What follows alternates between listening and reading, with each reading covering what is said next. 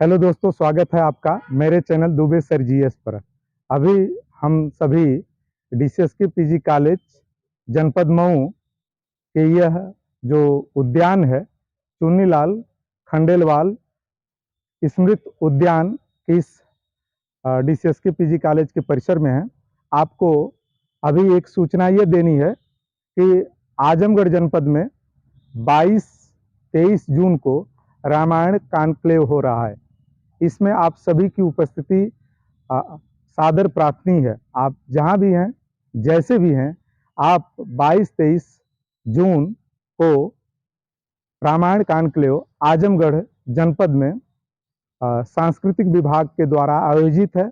लोक दायित्व के संयोजन के साथ यह कार्यक्रम हरिऔध कला भवन में है। पूरा विषय राम पर है। यह जो राम का विषय है उसके बारे में बता दूं कि आजमगढ़ को ही क्यों चुना गया। जब राम को वन मिला तो वन गमन के समय राम का पहला पड़ाव तुलसीदास रामचरितमानस में तुलसीदास ने लिखा, प्रथम दिवस तमसा तटवासु, अर्थात राम अपने अनुज लक्ष्मण पत्नी सीता के साथ प्रथम विश्राम तमसा के तट पर किया है। तो आजमगढ़ का और तमसा तट का पुराना लगाव है। इस लगाव को ध्यान में रख करके सांस्कृतिक विभाग ने इस रामायण कॉन्क्लेव का आयोजन किया है, जिसके मुख्य विषय हैं निबंध, चित्रकला और मेहंदी। 3 कैटेगरी में पूरा कार्यक्रम है। निबंध, मेहंदी और चित्रकला के जो विषय हैं मैं आपको बता दूं। जो स्नातक के बच्चे हैं उनके विषय क्या हैं? निबंध के नंबर 1 मर्यादा पुरुषोत्तम राम। मर्यादा पुरुषोत्तम राम पर आपको निबंध लिखने हैं। राम राज्य की अवधारणा, समाजवादी राम और राम का समाजवाद, राम का समन्वयवादी और प्रकृतिवादी चरित्र क्या है, इस पर आप निबंध लिखेंगे। राम की राजनीतिक दृष्टि और परिसंघवाद क्या है। राम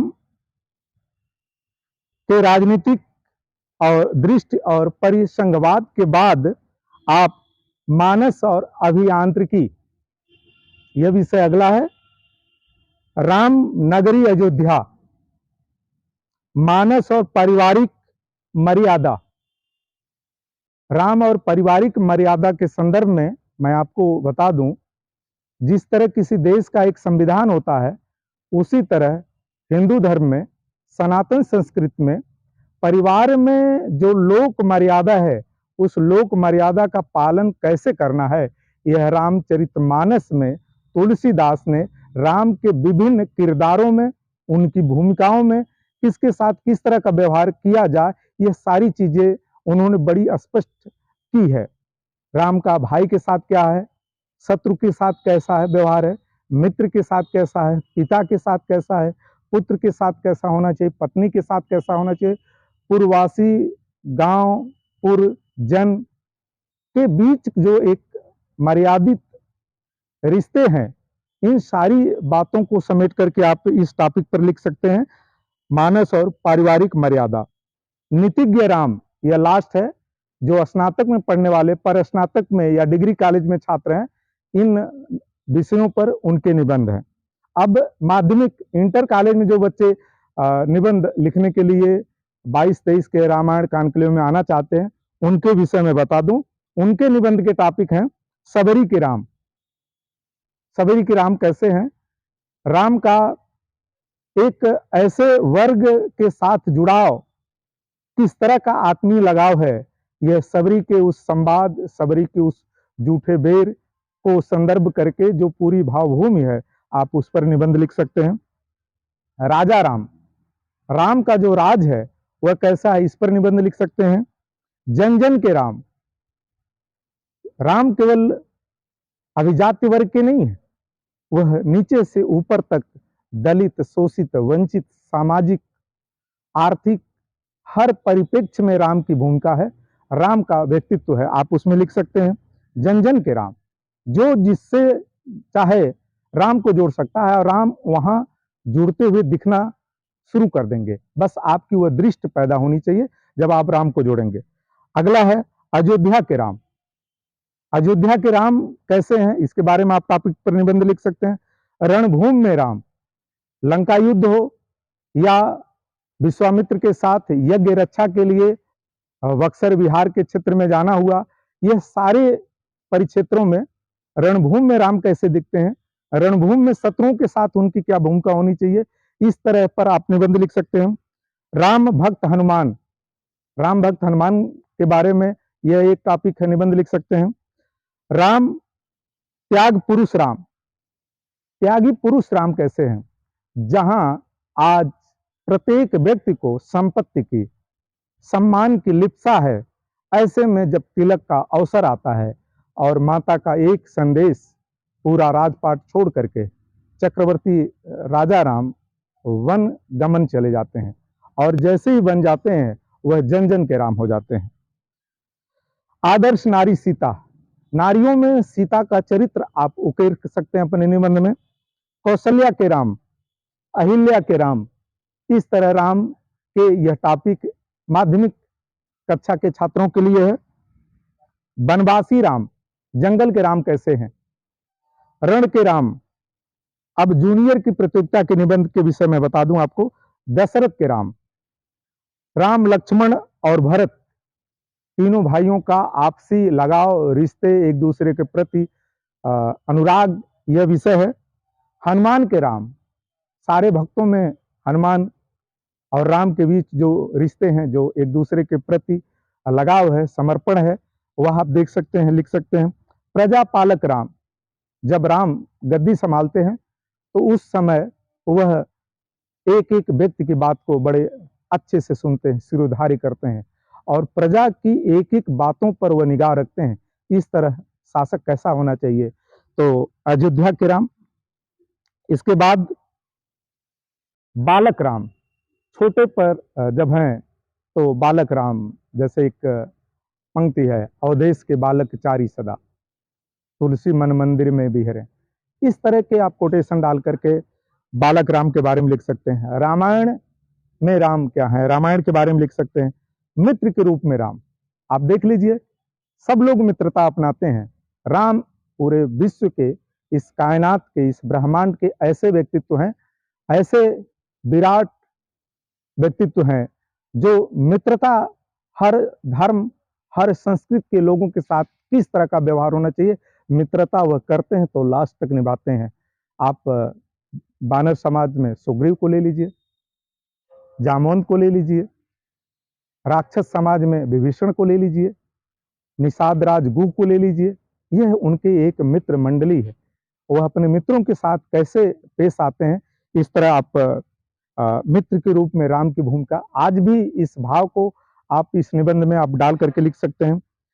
हनुमान बल बुद्धि और कौशल के प्रतीक हैं, जैसे आप देखे होंगे कि बल बुद्धि विद्या देव मोहि हरऊ कलेश विकार, हनुमान जी के बारे में कहा जाता है। यह कोटेशन डाल करके हनुमान बल बुद्धि के कौशल के बारे में लिख सकते हैं। कर्मवीर भरत, भरत को जब गद्दी मिल जाती है तो वह सत्ता सुख नहीं भोगते हैं, बल्कि राम के प्रतीक खड़ाओं को रख करके आप श्रृंगवेरपुर से अपना पूरा अयोध्या का राज संचालन राम के नाम पर करते हैं। तो एक भरत का जो कर्म है, कर्मवीर भरत जो हैं, इस विषय पर आप लिख सकते हैं। माता सीता के निबंध लिख सकते हैं। राम के आदर्श लिख सकते हैं। गुरुकुल में राम, जब वह विश्वामित्र के साथ, वशिष्ठ के साथ, अपने सभी मित्रों के साथ, अनुजों के साथ जब वह गुरुकुल में पठन पाठन का कार्य कर रहे थे तो उनका कैसा स्वभाव रहा, उनका कैसा व्यक्तित्व रहा, यह लिख सकते हैं। ये सारे निबंध के विषय रहे स्नातक के, माध्यमिक के, जूनियर के। अब अगला है, ये 60 मिनट का है। अब है चित्रकला। चित्रकला में आप जब चित्र बनाएंगे तो वह पोस्टर होगा। पोस्टर और चार्ट में अंतर होता है। जब आप किसी विषय वस्तु को पोस्टर बनाते हैं तो पोस्टर का आकार यह होता है, लेकिन यदि इसको ऐसे पलट देते हैं तो चार्ट हो जाता है। आप सभी से अनुरोध है कि जब भी आप बनाएं तो आप अपने पेपर का इस बात का ध्यान रखें कि वह चार्ट न हो, पोस्टर होना चाहिए। पोस्टर के जो विषय हैं वह चित्रकला के क्या है, राम की बेर खिलाते सबरी, यह चित्र आप बना सकते हैं। राम जी को बेर खिलाते हुए सबरी का चित्र बनाइए। राम दरबार आप बना सकते हैं। अशोक वाटिका में सीता जी को दिखा करके बना सकते हैं। लंका दहन को आप चित्र में बना सकते हैं। धनुष भंग का आप चित्र बना सकते हैं। राम सेतु निर्माण का चित्र बना सकते हैं। गुरुकुल के राम का चित्र, गुरु की सेवा करते राम का चित्र, सिर पर चरण पादुका ले जाते भरत का चित्र, और आजमगढ़ में राम, यह आप चित्र है स्नातक स्तर के। माध्यमिक स्तर के चित्र बनाने वाले छात्र ध्यान देंगे। कोदंडधारी राम आपका विषय है। मंदाकिनी किनारे राम, अयोध्या के रामलला मंदिर, ताड़का वध, पुष्पक विमान, संजीवनी बूटी ले जाते हुए हनुमान, गिलहरी और राम, चरण पादुका और भरत, मातु पिता गुरु नाम ही माता। जो कहा जाता है कि आज किसी के पास कुछ है तो रामचरितमानस की युवाओं के लिए एक संदेश है, सकल पदार्थ करतल ताके, गुरु पितु मातु जदा सदा उड़ जाके। तुलसीदास कहते हैं कि उस व्यक्ति के पास सब कुछ होगा, गुरु पितु मातु सदा उड़ जाके, जिसके हृदय में माता के प्रति, पिता के प्रति, गुरु के प्रति अनुराग है, उसके पास इस संसार का सकल पदार्थ होगा। गुरु पितु मातु सदा उड़ जाके, सकल पदार्थ करतल ताके। इस तरह मातु पिता गुरु नाम ही माता, या आप पोस्टर बना सकते हैं, चित्र बना सकते हैं।